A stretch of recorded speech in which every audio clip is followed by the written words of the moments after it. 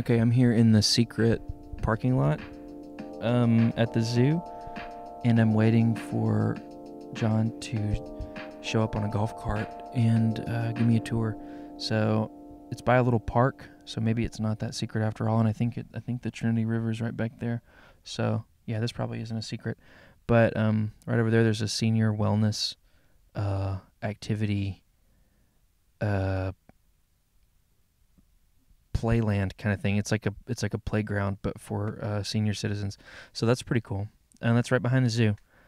There's a whole little park back here. So if any seniors are listening to this and they want to come and be a little more active, I tried it out, and yeah, everything worked great. Yeah. Oh, I think I see somebody on a golf cart. Okay, I'll talk to you guys in a second. We're at the zoo.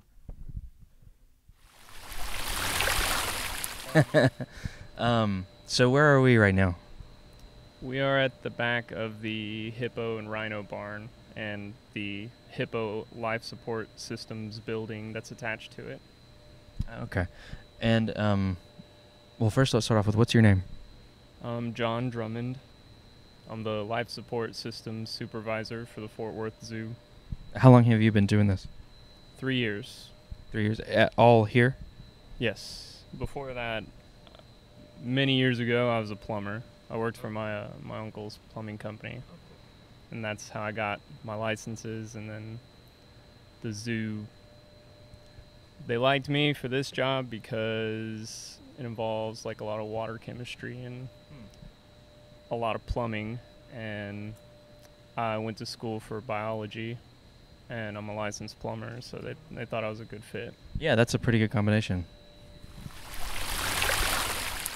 So where are the rhinos right now? They're right here. Like, she just opened the door. You can see them. You can see the horns poking out. Oh, no way. Okay. So we're walking past a bunch of big blue structures that say sand filter. So I bet I can guess what a sand filter does, but can you just tell us? Yeah, so this is all to clean the Hippo pool. It's like a 120,000 gallon pool. And we've got 4 large sand filters. They're like 8 feet in diameter. And basically you push the water down through the sand, and that sand catches all the solids in the water to clean it out. After the sand filtration, well, let me start over because it goes to the screens first. We have these screen filters that filter out really large particulate like hay, and that falls into the dumpsters, and that splashing that you hear is that the screens are a little bit dirty, so they need to be cleaned off. So we remove large particles first with the screens, then small particles, like down to like 30 microns, I think, with the sand filters. And then from there, it gets treated with ozone, which is a disinfectant. And then it gets Recycled back into the hippos. Yeah, so then you have like clean, filtered, disinfected water going back into the pool. And correct me if I'm wrong, but the hippos, they use the bathroom in their water, right? And so you have to clean their water quite a bit. Yeah, well, that's why this machinery is running 24 hours a day. They do like to go to the bathroom in the pool, and we have to filter all that out. So are they just out in their habitat right now? I think there's 1 out on exhibit, and there's 2 in the holding pens. There's actually 2 pools inside as well, and 2 of them are in there, and 1's outside right now. We were doing some work on one of the small indoor pools, so that's why the other one's outside overnight. But normally they would all be inside in the indoor pools overnight, so they have the shelter of the building. So when you said you could hear that the sand filters needed to be cleaned, you were hearing the splashing of the water? Yeah, it was the screen filters. Oh, the screen. Oh, okay. If the water's shooting off and hitting the concrete, then they're dirty and they need to be pressure washed. Oh, wow. So, this is the pump pit. There's 7 pumps. No, 6 down here, and then there's like 14 more up top. But this system is the most complicated one that we've got at the zoo, because the big Hippo exhibit pool, the 2 indoor pools, and the Savannah exhibit pool are all tied together on this life support system. So like that pump over there is for the holding pools.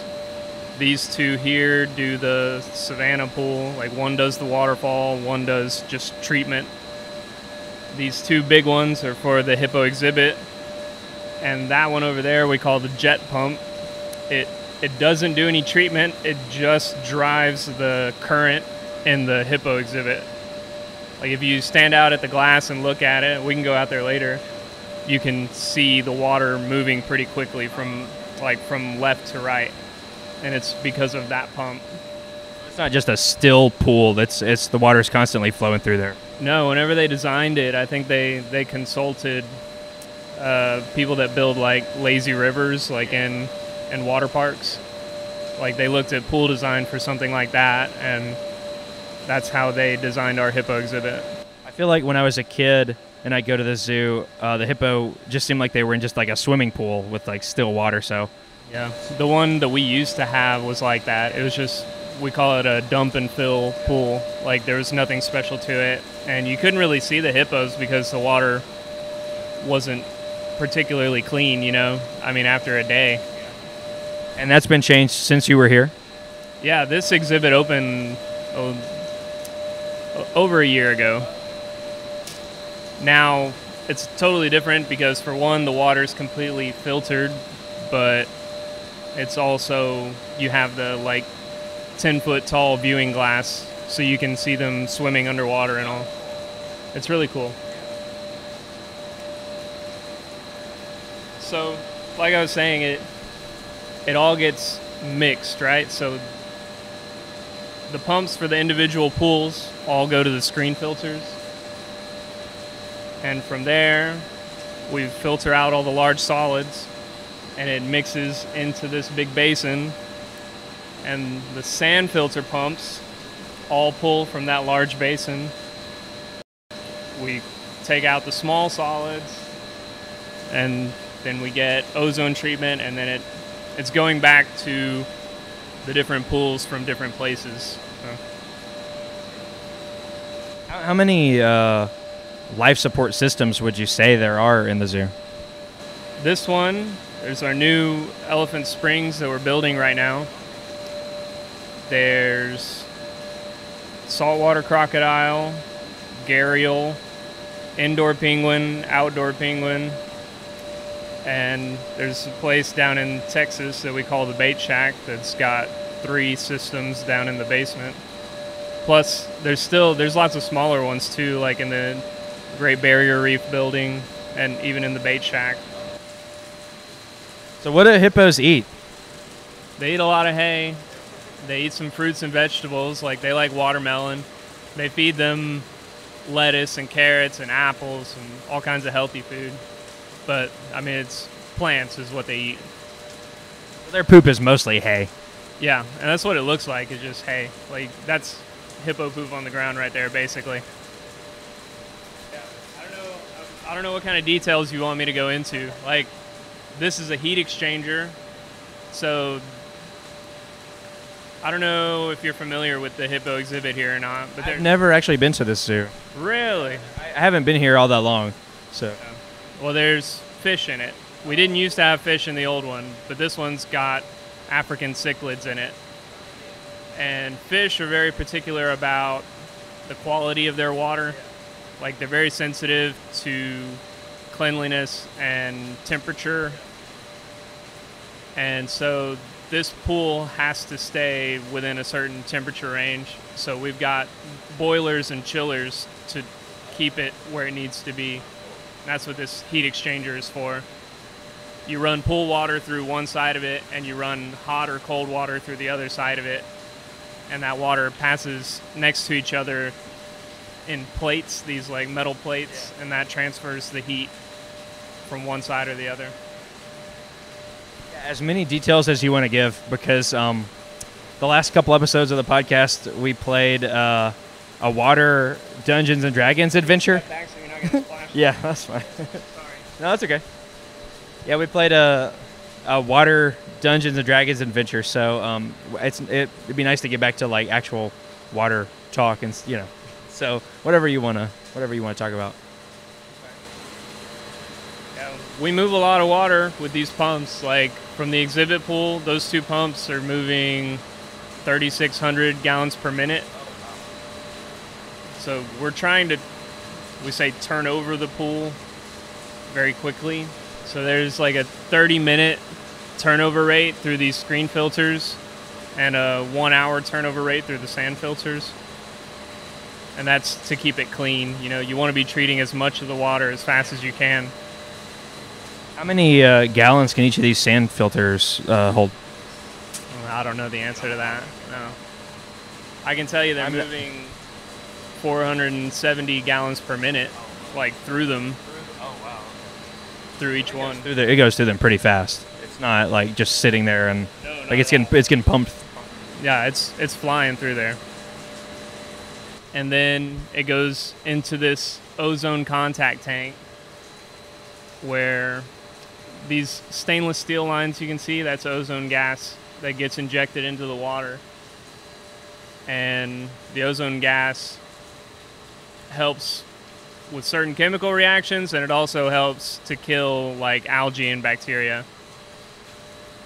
And then we have to then remove that gas again from the water, which is what that big tower is for. A Degas tower? Degas. Oh, okay.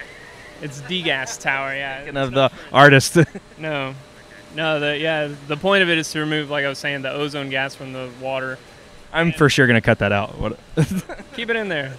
And it's also to promote gas exchange in the water.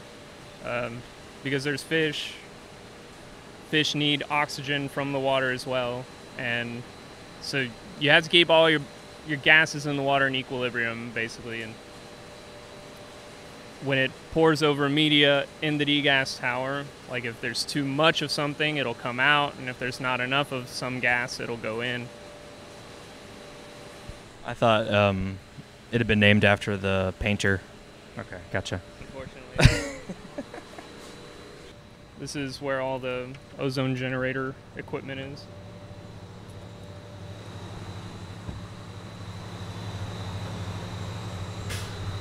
Oh, it feels good. Yeah, so it's air conditioned in here because the ozone generating process creates a lot of heat, and we have to keep the machinery cool because of that heat. So not only is there a chiller that's running chilled water through the ozone generators to keep them cool, but we have to have some air conditioners in here to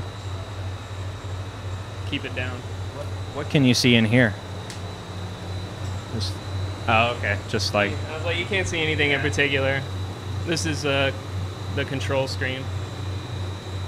But it's got 2 big ozone generators and 2 big compressors. So this is the air preparation skid. There's 2 ways you can usually go about making ozone. You can either just use ambient air, which is what this system does, but all you need out of that is the oxygen, because like atmospheric oxygen is O2 and ozone is O3. So if you take it from the air, you just have to run it through some dryers and some filters to make sure you're not sending any dust or water into the generators. And then you run a high volume and you get a certain amount out. But that's the point of this, is like you run it at a higher volume and you get a little bit less out of it by not concentrating the oxygen. The other way to do it is to concentrate the oxygen by removing all the other gases from the air. Or you can use like, you can buy liquid oxygen. And that way you get a lot higher percentage output of ozone, like on less gas. But I guess these are running 24 hours a day too. yeah, because we always have to be treating and cleaning the water. One big part of it is coliforms. Like, we have to try to keep coliforms down. So I say this on the podcast a lot, but I went to school for art, and I have to tell everybody that I interview that because they're usually science people, and I want them to know why I called that the Degas Tower instead of the Degas Tower. Yeah. So, you know. Yeah, so I mean, like, you know, obviously water sustains all life, so every animal here has to have clean water. And the process is a lot more stringent for, like I said, fish, like for aquatic animals, and that's why we call them life support systems. And other than that, we use it, you know, like you can use it in decorative ways, like for waterfalls. Yeah. We have plenty of waterfall pumps around the zoo. Oh, there's the rhinos. So they're shifting animals right now. Oh. There's rhinos on this side, hippos on that side. How do you safely shift a rhino? With all these gates. Oh, so they'll lock down different sections and then move them through. Oh. Yeah, we have hydraulic gates. What do rhinos eat? A lot of hay? Yeah, pretty much the same. The hay storage right there. They're just pallets and pallets of hay. Where do you guys get all your hay from? I think they get it from, like, local farmers. Oh, okay. They bring it in, like, on a giant trailer, and then we unload it with a Skytrack. Maybe you said this, but how many hippos are here? Is it 3? Yes. Okay. And how many rhinos do you guys have? These African rhinos, there are 3. Just so you know, this is part of the hippo system. It's like it says H2O reclamation tank. Whenever the sand filters get cleaned, it comes to here so that we can use that water for irrigation. I was going to ask, I've got a list of questions somewhere, but I was going to ask about if you guys use any gray water. Yeah, that's basically what this is, yeah. These here are the chillers for the hippo pool. They're massive. Yeah. I mean, you think about it, it's 120,000 gallons of water. It's quite a bit of water. Yeah. These chillers here double. They also run air conditioning for the special events tent. So that's another way we use water is for HVAC. So you've got 2 big chillers here. Are they both running all the time, or is one of them like redundant, like a backup or anything like that? They are kind of redundant. They're on they call it a lead lag system. Okay. So like there's a computer that looks at their run hours, and whichever one has less hours, that one becomes the lead. And then, you know, it looks at its set point, and if it's really far from its set point, then it'll use both of them to get the water cooler faster. But usually it's just one running. And it's not 24/7. It's only like when you're away from your set point. I was going to ask about like your work schedule. Is it a pretty normal hours, or do you have to often come in if something's going wrong? Yeah, I mean, I've had to come in, especially I had to come in a lot in the evenings and on the weekends when we first started the Hippo system up. There were a lot of kinks we had to work out, you know. Especially that system's got a lot of automation on it, a lot of computer controls, valves that the computer can turn and stuff like that. So there are a lot of programming things we had to work out. And I mean, I'm on a normal like 5-8 hour day schedule, but yeah, I am on call if there's any kind of problem. I don't know if you're interested, but there's a very small flamingo life support system right there behind. Oh no, I am interested. Oh yeah. That's like a much smaller and cuter version of the hippo one. Exactly, yeah, that's a good way to describe it. It's got most of the same components because the goal is the same. There's no fish in the flamingo pool, so we don't have to remove chlorine necessarily. There's no carbon filter, but there is a single pump that goes into a sand filter, and from sand filter it goes through ozone treatment and then back to the pool. This really is like a shrunk down version. It's the tanks are the same colors. It's got all the same parts. I like that. Yeah, it was all part of the same project, so like it was the same supplier and everything. That's why the tanks are all the same.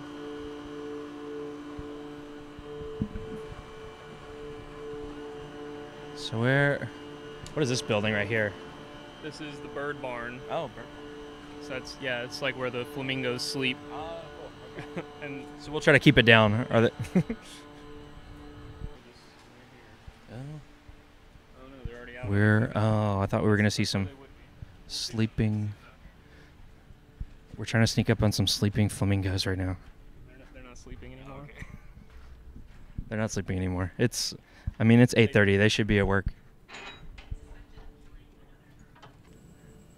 So yeah, see the water itself is really clear because of the treatment that we have. But you can see like some green on the concrete itself because this is a very shallow, very sunlit pool. So algae in the summer is really hard to keep down. And we don't want to put any kind of chemicals in it because of the animals. The algae probably doesn't bother them. No. Where does the water come in at? I don't see any. It very gently comes in up there. There's a box up there and it flows down this way. Okay. And you see that there's 2 skimmers in the end of the pool that are removing floating feathers and everything. And then there's a big square in the bottom, deep end down there, that's also pulling water back to the pump.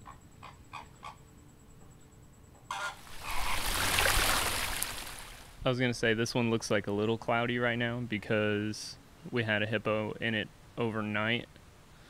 Normally when there's no hippos in it overnight and you come look at it first thing in the morning, it's like pristine, perfect water, like because it's had time to just clean overnight with no load on it.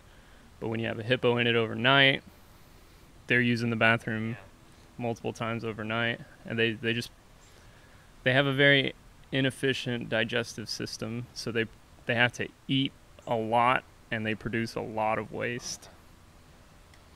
And then you can see some of the hay in the ground. Oh yeah. So maybe this is a really stupid question, but do they just fall asleep floating around in the water?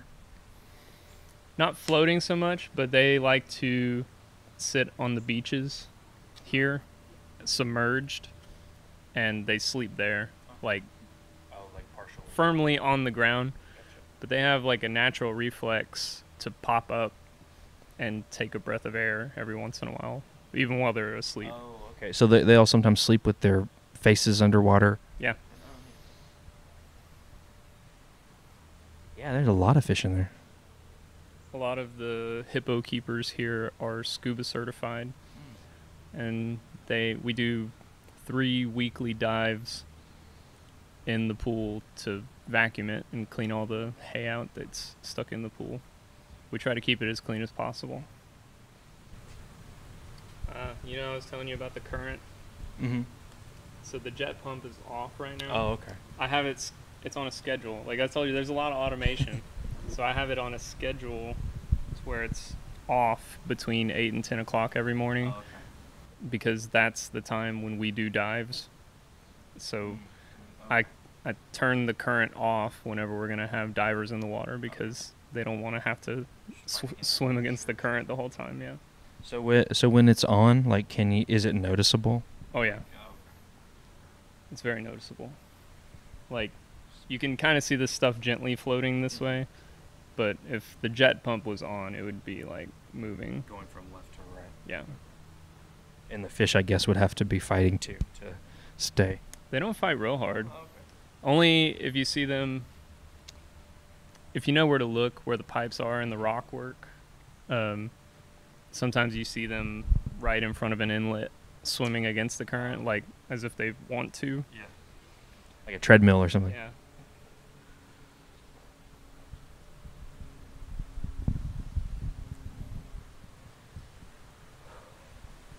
But I love this exhibit and the way it's designed. You can kind of see the way that it's built. It kind of funnels the hippos in front of the glass here, like if they're not on a beach or if they want to get from one beach to another. Yeah. So it gives the public a really good chance to get a good look up close at a hippo. Yeah, I've never seen one in a habitat like this. I've always just kind of seen them sitting, and I don't think I've been to a zoo where you can see under the water and watch them swim. That's really cool. Well, there is no dive today, so might be able to come back in an hour, and there may be hippos out. Are they? I mean, they're not pretty active, are they? They just kind of chill out. Yeah, they're pretty active first thing in the morning, like most of the zoo animals are. If you want to see animals being active, you should come first thing in the morning because they've woken up, they get sent outside. There's usually food waiting for them outside, so they're more energetic. They're foraging. They're walking around the habitat, checking it out. And it's the same with the hippos. They come out, they eat, and then they run around the pool a little bit. They use the bathroom. And then they go to sleep, and they just like hang out all day. And then there's usually one or two times during the day that they all like get up and start being active again, just for a little bit, and then they go back to sleep again. And so there's several pipes in that rock face there. And a lot of times, like when the jet pump's running, you'll see fish right here swimming against it. And is that just for like water cleanliness, or is it because they're used to living in rivers, right? Yeah, it's kind of both. We call it enrichment, like animal enrichment. For one, it's to mix the water in the pool really well, so you're constantly mixing the clean water and you're treating all the water. But two, yeah, like it's good for the fish to swim against it. It's good for the hippos to swim against it. I guess these fish, this is what would normally be in their habitat. Yeah. So you want to elicit natural behaviors from the animals. So it's good anytime you can incorporate something into the exhibit that creates that effect. So what's your typical day like? I come in the morning. I do some virtual rounds on the computer. Like I said, there's a lot of automation on this system, so I can check on a lot of things from my desktop. Then we go do some rounds in the park. We've got some pumps that we have to check. We come down here, and if the screen filters are splashing, we need to clean those. We clean some pump baskets. If there's a dive in the morning, then we're doing that for at least an hour and a half. We're always involved in stuff like that because we have to manipulate the equipment, like to produce suction for the vacuum and stuff like that. We've got to be here to move some valves and some pump speeds. After that, it's usually either we've got some work orders that are waiting for us, if somebody's having a problem with a pump or a leak or anything like that we need to work on, or if we don't have any urgent work orders, then maybe we're working on a project that we've had on the back burner for a little bit. They make pretty cool noises. They did. What do they sound like? You might be able to hear it on this soundboard here.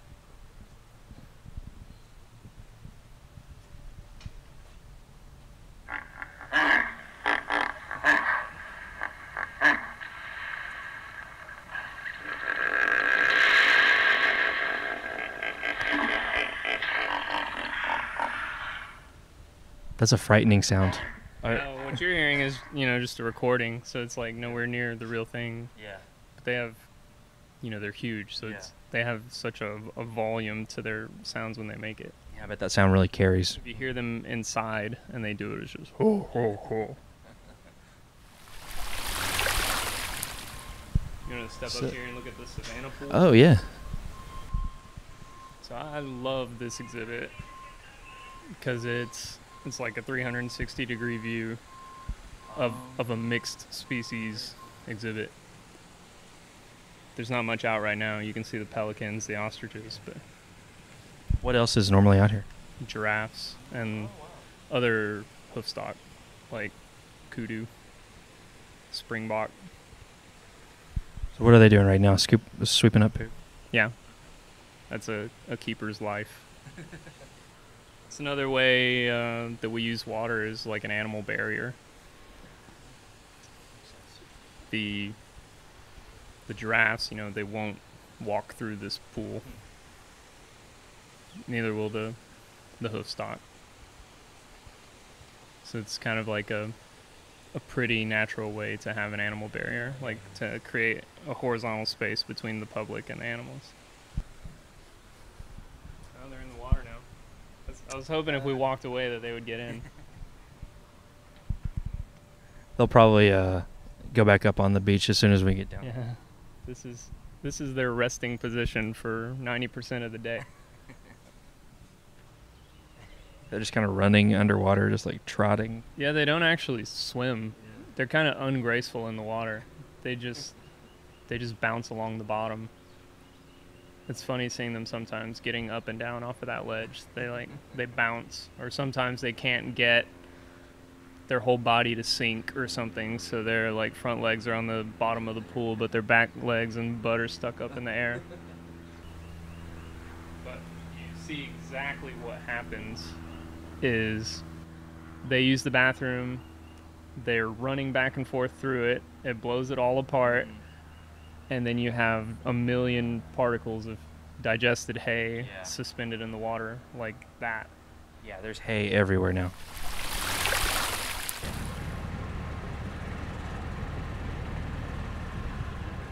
So we're coming back into the backside of, well, more like the front side of the African savanna. So that's the exhibit where the giraffes go and all. We're just on the other side of it now. I'm gonna park here so we can walk over here. I have a really important question. What time do the restaurants open? 11 usually. Good. I'm already starving.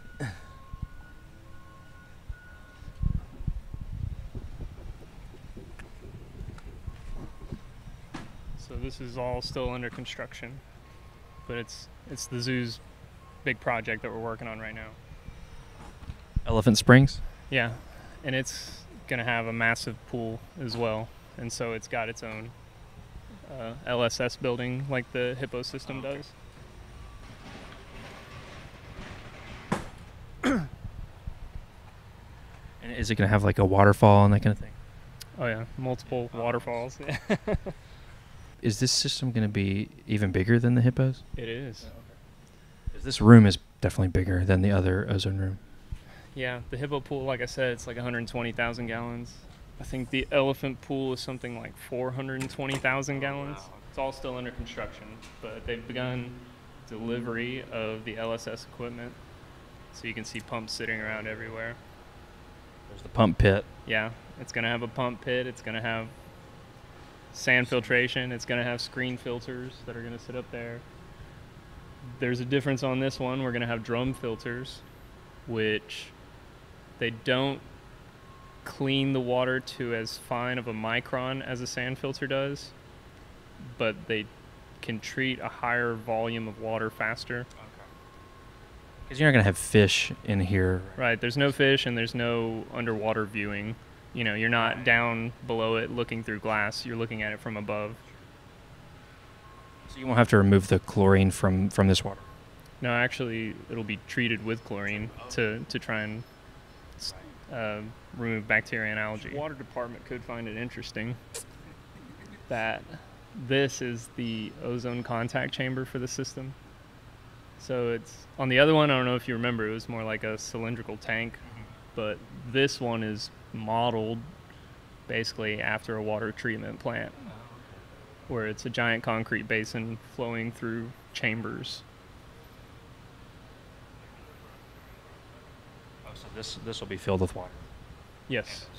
Yeah, so it's going to have good, strong disinfection for this pool. You can see some piping down in there. Oh, yeah. But it kind of does a counter current thing. Water flows one way, ozone flows another. Oh, okay. Yeah, this is a huge tank. Yeah, so it goes up, down, up, down, up, down. I'm very excited for this. When's the estimated open date? I think it's next spring. Oh, okay. Oh, wow. So what are they building right here? Is this going to be a little... Looks like a stage almost. Yeah, it's a demonstration area. That's what it is. I mean, it's for the public to sit there, and then the elephants can come over and the keepers can interact with them. It's kind of similar in that it's also going to have a couple of off-exhibit pools for the elephants too. For them to relax out of... Yeah, without recharge. The light. Yeah. I'm really glad I wore shorts today. I brought some pants to change into when I go back to the office, but Starting to get warm. it's hot. Water crocodile pool was staying pretty dirty. Like, it would turn green pretty quick, and my partner Shane up here had a suspicion that maybe there was a piece broken inside of it. So we opened it up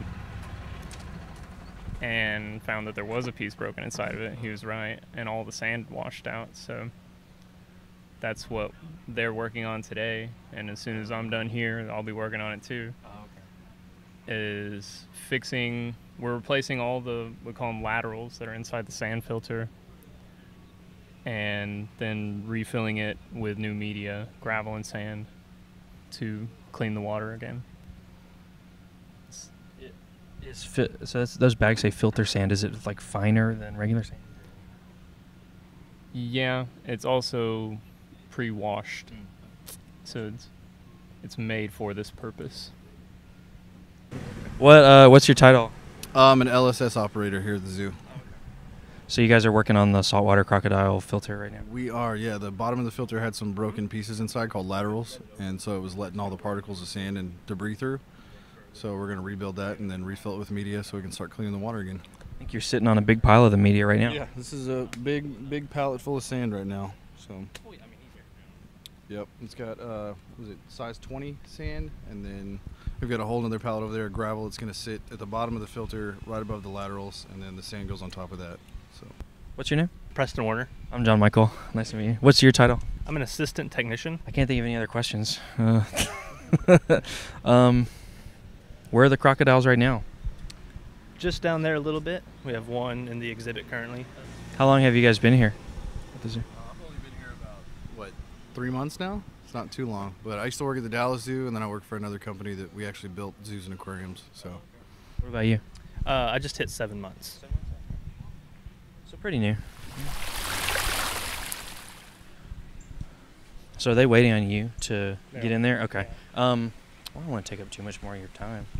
The only thing was Michelle, one of our conservation team members, she just wanted me to... We didn't see the aquariums today, but she wanted me to say that the old aquariums that you guys used to have, she still has nightmares about them because of the low railing over the top and being able to fall in. That's all she wanted. Yeah, I think those aquariums are long gone. Probably for the best. Yeah, the ones you can see now are like we've got fish in the Hippo pool, the gharial pool that we just saw that's got fish and turtles and gharial in it. And like in GBR, the Great Barrier Reef, there's like a coral reef tank, there's a tank with some sharks in it, but all of that is viewing from the side of the tank, like you don't lean over anything. Right. So I think your nightmare tanks are gone. So yeah, your nightmare tanks are gone, Michelle, so come on back and see the new stuff. So this is just another thing with a waterfall driven by a pump, but it's just like a nice use of water. Yeah. People are more comfortable around water, you know? Yeah, oh yeah. This is the Museum of Living Art, the Reptiles, Amphibians, and More section. So yeah, like you were saying, there's really water everywhere at the zoo. Yeah. I don't know if people realize how important it is, but it's used in many ways, and like I said, all living things need water, you know, so we have to provide clean water to all the animals. It touches every aspect. I usually forgot to do this, but I usually like to ask people what a day will be like without water. What do you think a day at the zoo without water will be like? I mean, it'd be terrible. For one, a lot of animals would probably get out. They'd be angry because they're thirsty. And then all the humans would be thirsty too. It's a recipe for disaster. One day, maybe not too bad. You go to like 3 days, I think everything would die. If you had to pick one movie to live inside of, what movie would you pick? One movie to live inside of? I might have to think about it. It's a tough one. It is. I can Because cut. it's not the same as like what's your favorite movie, because maybe you don't want to live there. Yeah, exactly. Yeah, like you don't want to pick Full Metal Jacket. You know, maybe that's your favorite movie, but you don't want to live inside of it. I was gonna say, and then maybe you have like a terrible movie like Waterworld, but then that would be like an appropriate answer for this podcast. Yeah. I was gonna say, honestly, you know, it'd be cool to live in the Inception world. Yeah. Like if that was a real thing, or you could go into people's heads. But then people could get into your head. Yeah. But that would be cool. Yeah, not if they're in my head. That would be cool.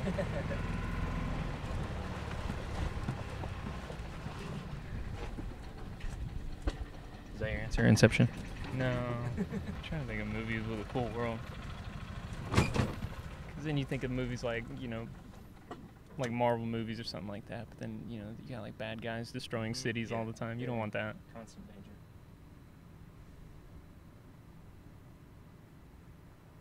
Does it shut after a certain amount of time? Yeah, Oh, I have to wait on the gate. Okay, I Yeah, was wondering. it's a security thing. Make sure no rhinos sneak out. Make sure no people sneak in. Sure. A little more realistic.